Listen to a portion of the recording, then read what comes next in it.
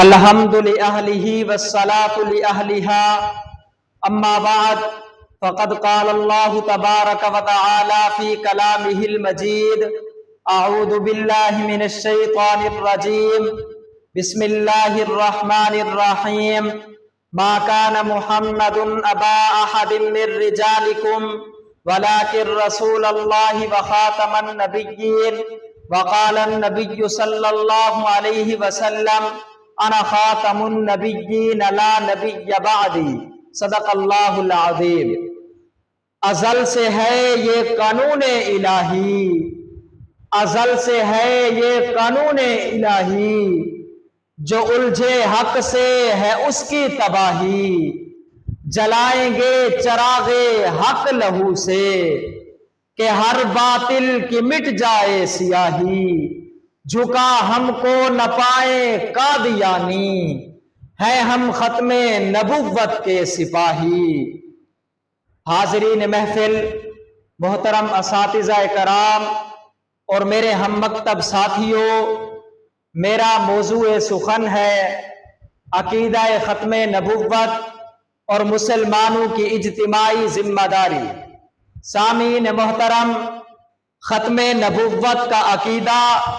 ہماری رگ رگ میں دوڑتے ہوئے خون میں شامل ہے، اس کا تحفظ ہر مسلمان کے جنون میں شامل ہے، اور یہ کاز افعال سکون میں شامل ہے۔ ہر مسلمان پہ لازم ہے کہ کرے ختم نبوت کا دفاع، ہے یہ تکمیل ایمان اور ہے آقا سے وفا۔ سامعین محترم،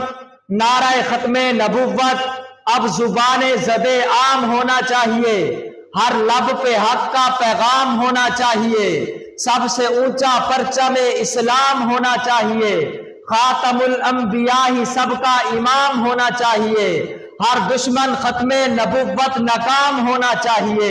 فتنہ قادیانیت کا شیرازہ نیلام ہونا چاہیے، وہاں صف ماتم اور کوہرام ہونا چاہیے۔ اس کے لیے ہمیں متحد ہو کر عزم کرنا ہوگا کہ باطل کی ہر چال کو ہم نے مٹانا ہے، ختم نبوت کی شمع کو ہر حال میں جلانا ہے، ختم نبوت کی خاطر ہمیں اپنے فرقوں کو بھلانا ہے اور اتحاد و بھائی چارے کے لیے ہاتھ بڑھانا ہے، اور باطل کو سیاست سے عدالت تک، عدالت سے دلائل کی ریاست تک، دلائل سے صحافت تک، صحافت سے میدان شجاعت تک، ہر جگہ اور ہر حال میں ہرانا ہے، اور باطل کے ایوانوں میں بھی نعرہ ختم نبوت لگانا ہے، آقا کے دیوانوں کو جگانا ہے اور دشمن کو مار بھگانا ہے۔ آئیے سب مل کر عہد کریں کہ ہم ہر صورت میں تحفظ ختم نبوت کے علم کو بلند کریں گے۔ رب ہمیں اس فرض کو نبھانے کی توفیق عطا فرمائے اور ہر دشمن کو نیست و نابود کرے اور اس کے پرچم کو ہمیشہ بلند رکھے۔ وما علینا الا البلاغ المبین۔